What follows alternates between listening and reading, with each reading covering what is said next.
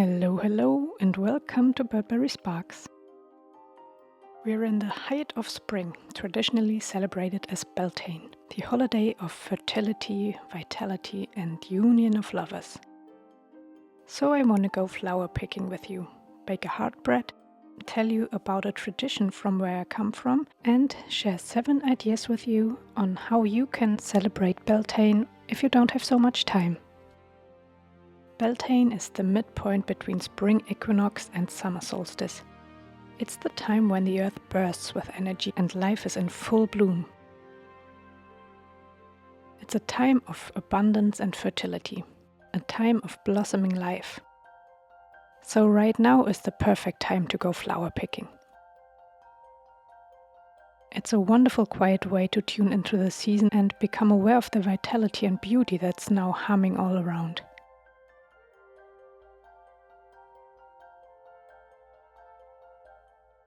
You'll even feel it in the city.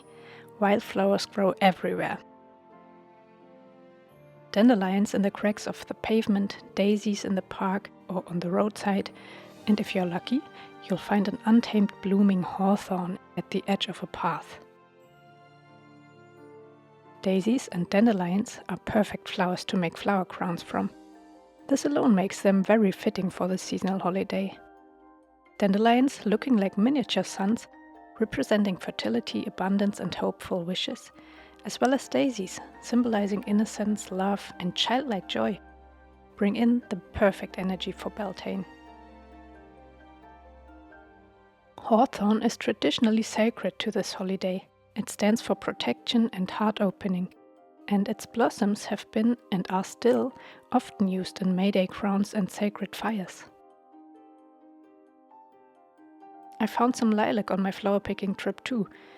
The smell is amazing, almost too strong if you sit right next to it, but I love how it fills the whole room with a feeling of spring.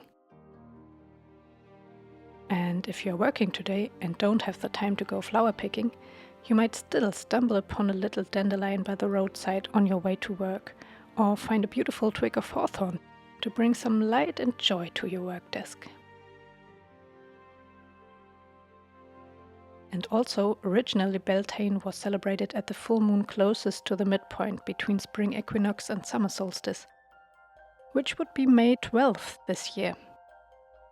So in my humble opinion, you could celebrate anywhere between sundown April 30th and May 12th. Now I'm outing myself as a sourdough enthusiast. I was always doubtful to start one until I found out about its great health benefits and that it actually doesn't have to be as difficult as I thought it would be. And since then, me and my sourdough are unstoppable. So now I make 1 or 2 breads every week. For every seasonal holiday, I like to make the bread a bit more special. So this time I remembered an old heart-shaped baking mold I inherited. I keep my sourdough starter at a liquid consistency. And I make quite some dough, so turning on the oven is worth it. I'll take whole grain rye flour and a somewhat lighter spelt flour today. I add some caraway and ground anise. Caraway is great for protection, grounding, family love and healing. It was in many regions especially thought to be protective of children and strengthening lovers' bonds. Anise, among other things, has a lightness that supports fresh starts and energetic realignment. But mainly I added it because I love it. There's of course gonna be salt and water. I'll write down the exact measurements for you down below. I like to mix the dough with a wooden spoon at first so my hands don't get super sticky. And once it's a bit more dough-like, I go over to kneading it. I'm gonna let the dough sit overnight for at least 16 hours and then I'll bake it at kind of low temperature. I also put this down below. And this is how it turned out. I think it's really beautiful, although I might be good at painting, but however.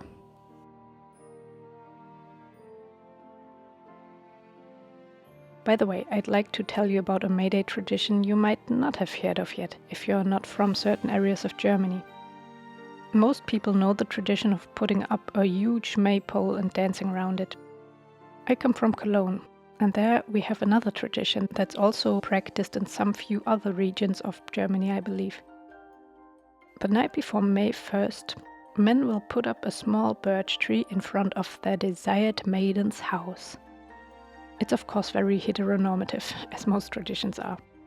The trees will be decorated with ribbons and the loved one's name on it, on a wooden heart or something.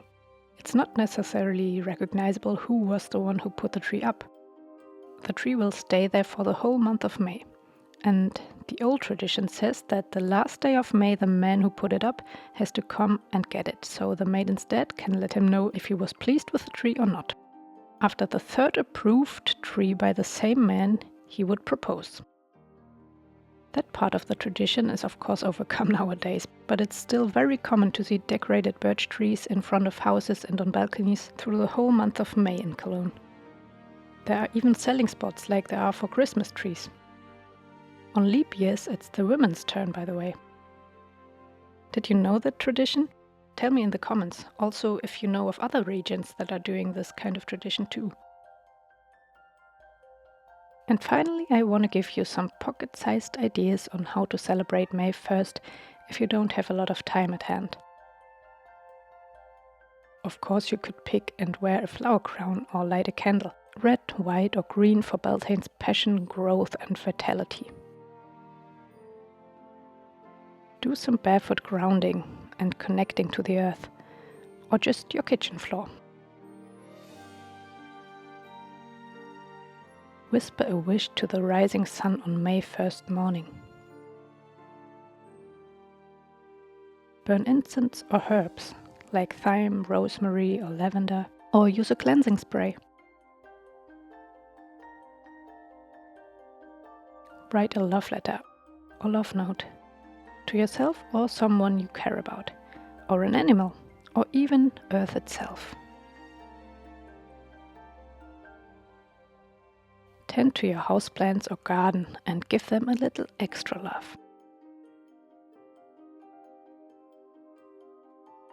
And lastly, make a tiny Beltane altar in a jar.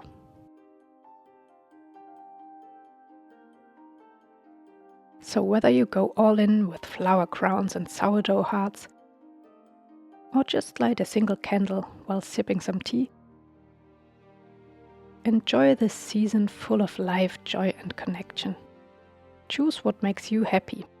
Maybe that's dancing barefoot in the grass, or the little dandelion on your work desk that makes you smile at its sunny stubbornness. Whatever way you choose to celebrate, I hope you feel the hum of spring in your heart and find a little moment of happiness today and every day. Happy Beltane!